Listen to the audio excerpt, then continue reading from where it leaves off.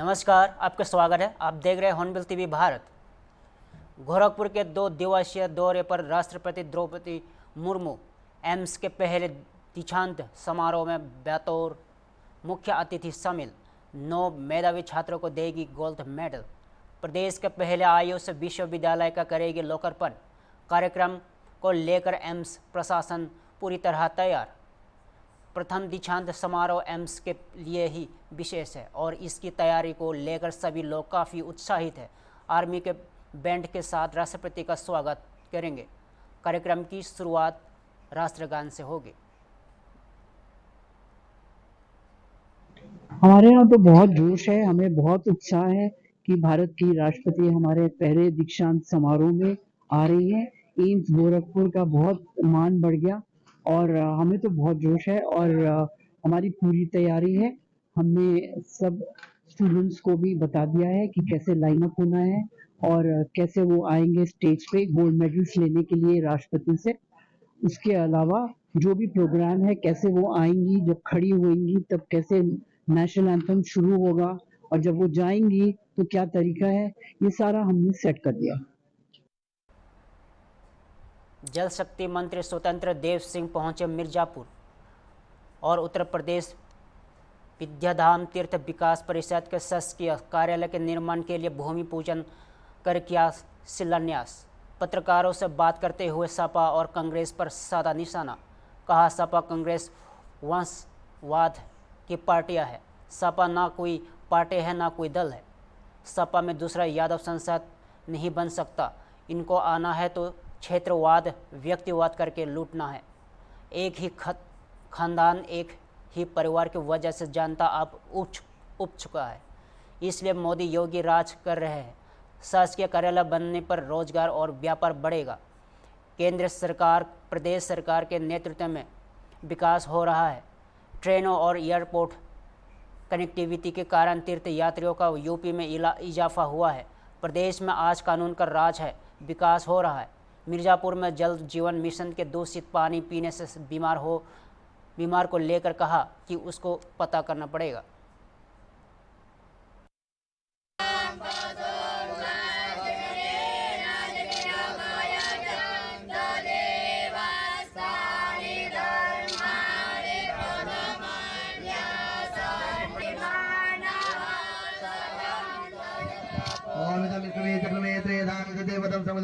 स्वाहा नमस्ते ऋतुमनवे उदते इकवे नमः बाहुभ्या उदते नमः याते ऋतुशिवा तनोर्घोरा पापकाग्नेते अनुसंत्वा संगमयाग्नि संताजाग्नि स्वाहा ओम श्री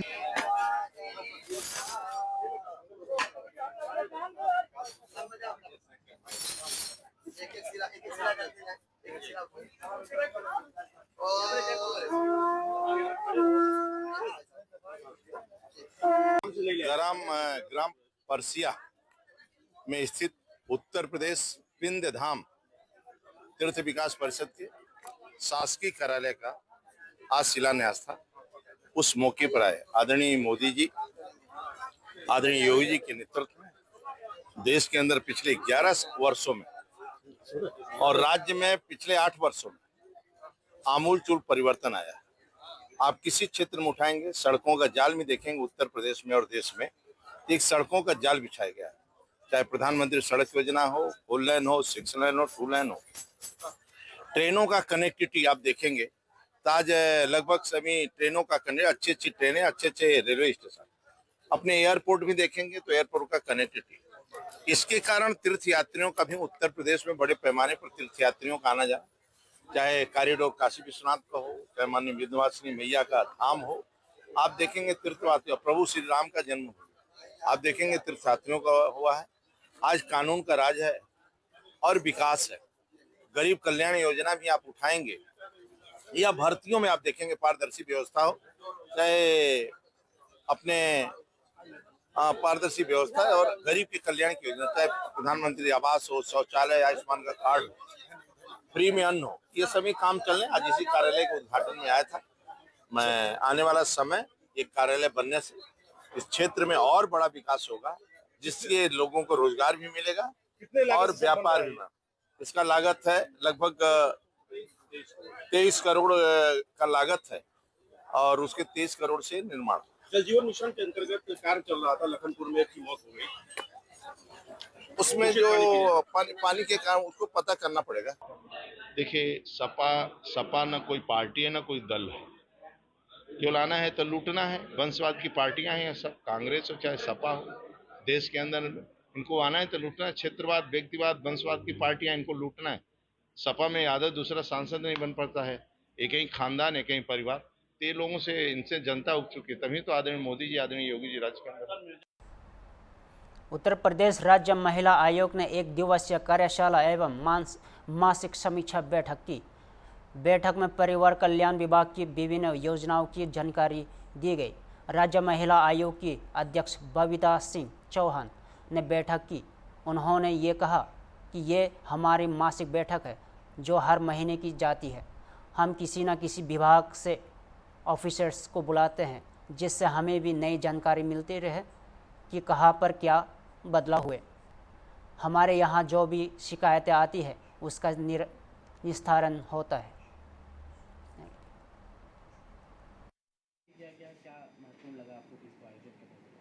नहीं, ऐसा महत्वपूर्ण नहीं है। ये हमारी एक मासिक बैठक है जो हर बार होती है और इसमें ख़ास बात यह है कि हम किसी न किसी विभाग से कोई ऑफिसर्स बुलाते हैं जिससे कि हमें भी कुछ नई जानकारी मिलती रहे कि कहाँ क्या कुछ बदलाव हुए हैं, क्योंकि हमें भी सारी चीज़ें यहाँ सुनने के बाद ही फील्ड में उतारनी पड़ती हैं नीचे। तो ये हमारी मासिक बैठक है जो हर महीने की जाती है। जी, एक सवाल ये है कि मैम, जो महिला उत्पीड़न की जो लगातार बहुत ज़्यादा शिकायतें आती हैं, कहीं ना कहीं उस पर नज़रअंदाज भी बहुत तरीके से किया जाता है। शिकायतें क्या वो जो आती है वो जो अधिकारी को आप लोग अधिकृत करती हैं वो उस पर त्वरित गति से कार्य करते हैं कि नहीं? आपके दिशा निर्देश पे काम होता है? देखिए, बाकी का तो मुझे नहीं पता कि आप कौन सी शिकायतों की बात कर रहे हैं, लेकिन अगर अपने यहाँ की शिकायतें करूँ तो हमारे आयोग की शिकायतों में मैं कह सकती हूँ, और सब अधिकारियों का सबका मैं धन्यवाद भी देना चाहूँगी कि हमारे यहाँ जितनी भी एप्लीकेशंस होती हैं हमारे यहाँ सबका निस्तारण होता है। मैं दावे के साथ कह सकती हूँ कि हमारे यहाँ 100% एप्लीकेशंस का निस्तारण होता है। उसमें सिर्फ वो एप्लीकेशंस रह जाती हैं या तो जिसमें इन्वेस्टिगेशन हो रहा होता है या फिर मान्य कोर्ट में चल रही होते हैं उनके मुकदमे। बाकी सब हमारा बहुत सहयोग करते हैं और हमारी या तो फील्ड में जन सुनवाई हो या ऑफिस में जन सुनवाई हो या कहीं की भी हो, जितनी एप्लीकेशंस है जितना हम टाइम देते हैं उसमें हमें रिपोर्ट मिल जाती है वहाँ से। समाजवादी पार्टी के राष्ट्रीय अध्यक्ष ने कल सपा व्यापार प्रकोष्ठ बैठक के बाद सरकार व बसपा पर निशाना साधते हुए कहा था कि बसपा सरकार ने व्यापारी वहां व्यापार आपातकाल से गुजर रहे हैं। 35 MSME फैक्ट्रियां बंद हो गई है। सरकार के फैसले से बिचौलिया को फ़ायदा हो रहा है। बसपा से जुड़े कुछ व्यापारियों को लाभ मिल रहा है, जिसके बाद बसपा के नेताओं ने भी अखिलेश के सवाल पर जवाब देते हुए कहा, सपा सरकार को माफियाओं के आगे नतमस्तक थी। यादव जी की बातें सुन के व्यापारियों के हित में आज वो बात कर रहे हैं, बड़ा हास्यास्पद लग रहा है। उनके समय व्यापारियों का और व्यापार का उत्तर प्रदेश में क्या हाल था पूरे देश ने देखा। प्रतिदिन 7,650 गंभीर घटनाएं, गंभीर अपराध घटित होते थे। उसमें अपहरण, उसमें रंगदारी मांगना, व्यापारियों की हत्याएं करना, चोरी डकैती शामिल था। उत्तर प्रदेश अपराध के मामले में उनके समय हिंदुस्तान में 1 नंबर पे था। 5 वर्षों में 25,000 हत्याएं हुई उत्तर प्रदेश में। पूरा प्रदेश दहल चुका था और व्यापार ठप हो चुका था। व्यापारी पलायन कर रहे थे। कोई उद्योग उत्तर प्रदेश में नहीं आ रहा था। आज उत्तर प्रदेश एक सबसे सुरक्षित राज्य के रूप में योगी आदित्यनाथ जी के नेतृत्व में स्थापित हो चुका है पूरे हिंदुस्तान में। आज अमन चैन का माहौल है। वो भी इस कारण है कि 70,000 से ज्यादा अपराधी जो इनके द्वारा पोषित गुंडे थे वो गैंगस्टर एक्ट में बंद किए गए। 1,000 से ज्यादा के ऊपर रासुका लगाया गया। 200 से ज्यादा शातिर अपराधी मुठभेड़ों में मारे गए। और जो इनके माफिया थे, किसी के ऊपर 104 मुकदमे, किसी के ऊपर 110 मुकदमे, चाहे अतीक अहमद रहे हो, चाहे मुख्तार अंसारी रहे हो, चाहे रामपुर के आजम खान रहे हो, सब लोगों ने जिस तरह से व्यापारियों की प्रताड़ना की थी ये पूरे देश ने देखी। उत्तर प्रदेश बीमारू राज्य कहा जाने लगा था। आज उत्तर प्रदेश संवर रहा है, हिंदुस्तान की दूसरी सबसे बड़ी अर्थव्यवस्था के रूप में स्थापित हो चुका है और आज उत्तर प्रदेश का ग्रोथ रेट जो है, विकास वृद्धि दर 11.5% से ज्यादा है, जो हिंदुस्तान में 1 नंबर पे है। ये इनको समझ में नहीं आ रहा है। सपा मुखिया माननीय अखिलेश यादव जिस व्यापारी वर्ग की बात आज कर रहे हैं, वही वर्ग 2012 से 17 तक सबसे ज्यादा असुरक्षित और भयभीत था। रंगधारी, गुंडागर्दी और कमीशनखोरी समाजवादी व्यवस्था की रीढ़ थी। अपने शासनकाल में सपा मुखिया ने प्रदेश को एक जिला एक वसूली भाई दिया था, जिसका काम व्यापारियों से धन उगाही कर सपा नेताओं के कोष को भरना था। उत्तर प्रदेश की डबल इंजन सरकार में आज प्रदेश का व्यापारी वर्ग एमएसएमई नीति, ओडीओपी योजना, इंटरनेशनल ट्रेड शो और उद्योग मित्र जैसी पारदर्शी नीतियों का लाभ उठाकर राज्य के विकास में सहभागी बन रहा है। संविधान हत्या दिवस पर चुप्पी साध देने वालों को वैसे तो आपातकाल के विषय में बोलने का कोई अधिकार नहीं है, लेकिन सपा मुखिया जिस आपातकाल की बात कर रहे हैं, डबल इंजन सरकार ने वह आपातकाल सपा सरकार में रंगधारी, गुंडागर्दी और कमीशनखोरी करने वालों पर लगाया है, जिससे समाजवादियों का कोष खाली हो गया है। माफिया मुक्त उत्तर प्रदेश में आज किसी की हिम्मत नहीं है कि प्रदेश के किसी व्यापारी से गुंडा टैक्स या वसूली कर सके। आज प्रदेश में बड़े पैमाने पर एमएसएमई इकाइयां संचालित हैं, जिनमें 2 करोड़ से अधिक लोग कार्यरत हैं और उत्तर प्रदेश देश के एमएसएमई निर्यात में 14% की हिस्सेदारी के साथ अग्रणी बना हुआ है। सपा मुखिया को पता नहीं है कि बीते 8 वर्षों में प्रदेश में एक भी नया टैक्स नहीं लगाया गया। प्रदेश में डीजल पेट्रोल की दरें सबसे कम हैं। हमारी पार्टी के अध्यक्ष प्रदीप जायसवाल जी और उनके सहयोगी साथी संगठन के सभी पदाधिकारी मौजूद रहे। राष्ट्रीय अध्यक्ष मनीष जगन अग्रवाल नहीं पहुंच पाए क्योंकि उनका एक्सीडेंट हो गया, जिसके कारण वो आज कार्यक्रम में और इस कार्यक्रम में शामिल नहीं हो पाए। मैं व्यापारी साथियों का बहुत बहुत धन्यवाद और आभार प्रकट करता हूं कि आज वो समाजवादी पार्टी के कार्यालय में आकर के, जो एक समय पर बहुत ही प्रतिष्ठित सम्मानित नगर सेठ भामाशाह, जो उस समय के न केवल दानी थे बल्कि राष्ट्र और देश के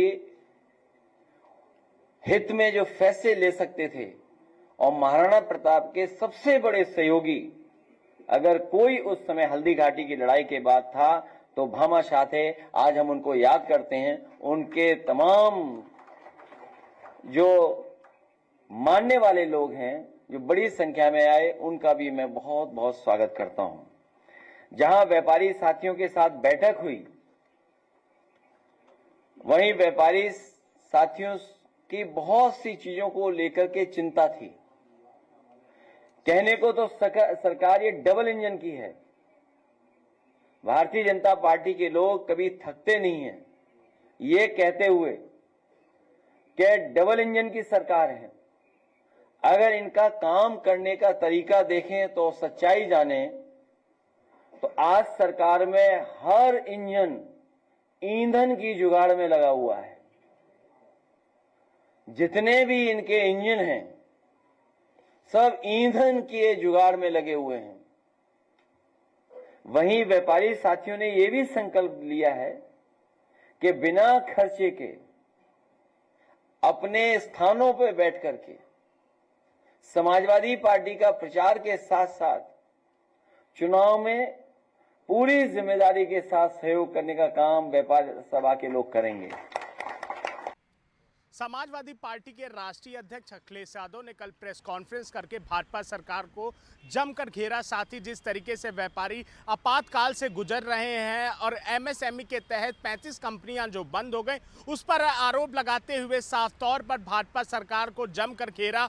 जिस तरीके से उत्तर प्रदेश में 2027 में विधानसभा चुनाव होने, ऐसे में जिस तरीके से पक्ष लगातार भाजपा सरकार से सवाल पूछ रहा है और खड़े कर रहा है, इसी को लेकर उत्तर प्रदेश में सियासत घमासान मची हुई है। वीडियो जर्नलिस्ट अनिल सैनी के साथ निहाल पांडे, हॉर्नबिल टीवी, लखनऊ। जनपद महोबा जिला पंचायत में टेंडर प्रक्रिया के दौरान खुलेआम गुंडागर्दी कर सरकारी संस्थान की मर्यादा को तार तार कर दिया। जिला पंचायत अध्यक्ष जयप्रकाश अनुरागी की शिकायत पर पुलिस ने महेश तिवारी के खिलाफ गंभीर धाराओं पर मुकदमा दर्ज कर लिया है। इस घटना का वीडियो सोशल मीडिया पर वायरल हो रहा है। वही पुलिस अधीक्षक को सौंपे हुए शिकायती प्रार्थना पत्र एवं प्रेस वार्ता आयोजित कर जिला पंचायत अध्यक्ष ने आरोप लगाया है कि जिला पंचायत में चल रही टेंडर प्रक्रिया के दौरान महेश तिवारी अपने साथियों के साथ कार्यालय में घुस आया और जाति सूचक शब्द का इस्तेमाल किया और टेंडर प्रक्रिया को बाधित करने का प्रयास किया। इस दौरान कार्यालय में हड़कंप मच गया और कर्मचारी दहशत में आ गए। कार्यालय में लगे सीसीटीवी कैमरों में कैद कर लिया गया। घटना का वीडियो अब सोशल मीडिया पर तेज़ी से वायरल हो रहा है, जिसमें अपराधी रवैया को उजागर किया है। पुलिस ने त्वरित कार्रवाई करते हुए सीसीटीवी का डीवीआर अपने कब्जे में ले लिया है, जिसके आधार पर जांच को आगे बढ़ाया जा रहा है। जिला पंचायत अध्यक्ष जयप्रकाश अनुरागी ने इस घटना को गंभीरता से लेते हुए पुलिस अधीक्षक को पत्र लिखकर महेश तिवारी एवं उसके सहयोगियों के खिलाफ कार्रवाई की मांग की थी। उनकी शिकायत के आधार पर पुलिस ने आरोपियों के खिलाफ गंभीर धाराओं पर मुकदमा दर्ज किया। पुलिस ने आरोपियों की तलाश शुरू कर दी है और जल्द ही उनकी गिरफ्तारी की उम्मीद जताई जा रही है।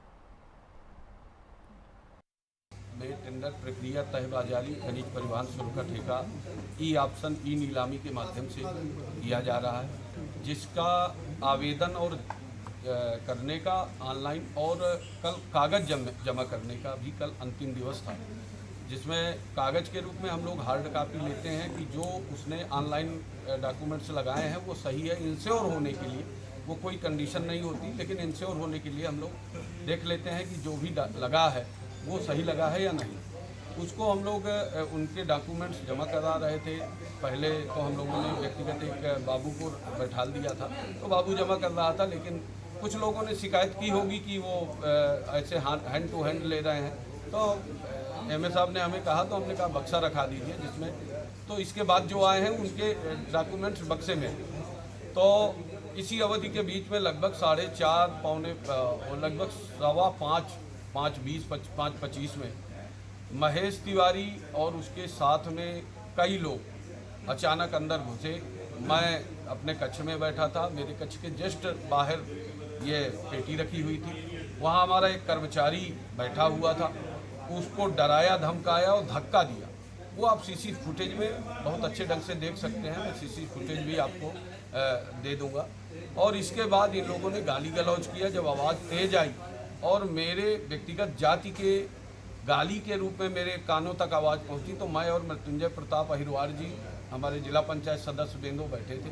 हम दोनों लोग बाहर आए, हमने उन्हें समझाने बुझाने का काम किया। वो लोग मृत्युंजय प्रताप अहिरवार जी को भी गाली दिए और इसके बाद उन लोगों ने हमने समझाया कि भाई अभी 13 मिनट ही, तो यदि हम लिखित में 5 बजे तक दिए हैं तो 13 मिनट बचा है। ऑनलाइन टेंडर है, यदि हम और अधिक समय तक जमा कर लेंगे तो पारदर्शी और ई ऑप्शन के माध्यम से जब टेंडर होता है तो इसकी ऑनलाइन बोली लगती है, तो जितने पार्टिसिपेंट हैं वो और प्रतिभागी हो जाएंगे, हमारा फेयर काम हो जाएगा। हमारी जिला पंचायत को जितनी आमदनी होगी वो हमारे लिए अच्छा ही है। लेकिन वो झगड़े, और इससे पहले भी पिछले महीने जब लगभग जो हमारा टेंडर निकला था उसमें भी महेश तिवारी ने अपशब्दों का प्रयोग किया था। अंदर कमरे में घुस के अपने गुर्गों के साथ बैठे थे और मुझे तमाम तरह की बातों से जलील किया था। उनको मैंने समझाया था कि भैया ये बातें अच्छी नहीं हैं, लेकिन कल जब उनकी इस तरह की हरकत हुई, प्रयास करने लगे कि पेटी में पानी डाल दिया जाए, तो ये पराकाष्ठा तक पहुंच गया। शाम को हम लोग लगभग 6 बजे 6:30 बजे इस जनपद के जो एसपी साहब हैं उनके पास एक अपना प्रार्थना पत्र दे के आए। मैं और मृत्युंजय प्रताप उनको सारी घटना से अवगत कराया। उन्होंने एक टीम गठित किया है, शायद सीओ साहब और एसडीएम साहब के नेतृत्व में। फिलहाल मैं लगभग 6:30 7 बजे उनको दे के आया हूँ। अभी तक सुनने में आया है कि उन्होंने एफआईआर हमारी दर्ज नहीं हुई है। आपको अवगत कराना है कि कोतवाली नगर क्षेत्र जनपद महोबा के अंतर्गत जिला पंचायत कार्यालय में कल सायंकाल टेंडर की प्रक्रिया के दौरान हुए विवाद के दृष्टिगत माननीय जिला पंचायत अध्यक्ष जी की तहरीर पर कोतवाली नगर में सुसंगत धाराओं में मुकदमा अपराध संख्या 277/25 पंजीकृत किया गया है। उपरोक्त विवेचना के क्रम में साक्ष्य संकलन के दृष्टिगत और सीसीटीवी जो फुटेज है उनको प्रिजर्व करने हेतु क्षेत्राधिकारी नगर महोबा एवं प्रभारी निरीक्षक कोतवाली नगर मौके पर मौजूद हैं। प्रकरण की गंभीरतापूर्वक विवेचना की जा रही है। अग्रिम विधिक कार्रवाई प्रचलित है। मुगलसराय कोतवाली के भोगवारे स्थित काशीराम आवास में युवक की मौत पर जमकर हुआ हंगामा। पुलिस पर लापरवाही का आरोप लगाकर परिजनों ने किया हंगामा। शव को कब्जे में लेने को लेकर पुलिस और परिजनों में हुई नोकझोंक। पुलिस ने लाठी भांजकर भीड़ को खदेड़ा। 10 दिन पूर्व 3 युवकों द्वारा 30 वर्षीय भगत को मारपीट कर गया था घायल। मजदूरी कर लौट रहे समय 3 लोगों ने किया था हमला। 1500 रुपये पैसे के अभाव में लूटा। 1500 पैसे के अभाव में 2 दिन बाद ट्रामा सेंटर से घायल को परिजन ले आए थे घर। इलाज के अभाव में रविवार की शाम को हो गई थी भगत की मौत। मृतक के शव को लेकर आक्रोशित परिजन जा रहे थे। मुगलसराय कोतवाली हंगामे की सूचना पर मौके पर पहुंचे थी पीडीडीयू, नगर एसडीएम, सीओ और कई थानों की फोर्स। मामला शांत होने पर पुलिस ने शव को कब्जे में लेकर पोस्टमार्टम के लिए भेजा। मृतक के भाई के तहरीर पर पुलिस ने एक आरोपी को किया गिरफ्तार। एक अन्य फरार आरोपी की तलाश में जुटी पुलिस। एसडीएम साहब है, आप ऐसे बड़ा नहीं करिए। तुम अकेला में जाकर बात करो। क्या बात करूंगा? अरे तो नहीं बात करना था तो क्यों वहां से आ रही थी? क्या कर रही थी? बॉडी क्लियर है। बॉडी क्लियर है। बॉडी मेरी क्या? तुम कितना दिखा दो? मेरी बॉडी सर पीड़ित परिवार है, आराम से संभाल लीजिए। मेरी बॉडी बाकी क्यों गिरा तुमने? हमारे थाने से नहीं होगा ना, नियमानुसार कार्रवाई होगी। नियमानुसार कार्रवाई होगी। ठीक है, उन दिन के खिलाफ व्यवस्था कार्रवाई होगी। दिनांक 19/6/2025 को थाना मुगलसराय अंतर्गत ग्राम भोगवारे गांव निवासी भगत पुत्र राजेंद्र के साथ उन्हीं के गांव के 2 व्यक्तियों द्वारा मारपीट की गई, जिसके संबंध में घायल भगत के भाई संतोष कुमार द्वारा थाना मुगलसराय पर अभियोग पंजीकृत कराया गया। घायल भगत की आज दुखद मृत्यु हो गई। उस उक्त के शव को पुलिस कब्जे में लेकर पंचायतनामा व पोस्टमार्टम की कार्रवाई की जा रही है। मौके पर शांति व्यवस्था बनी हुई है। नामित अभियुक्त गण में से एक व्यक्ति को हिरासत में लिया गया है। विधिक कार्रवाई प्रचलित है। अभी के लिए इतना ही। देखते रहे हॉर्नबिल टीवी भारत।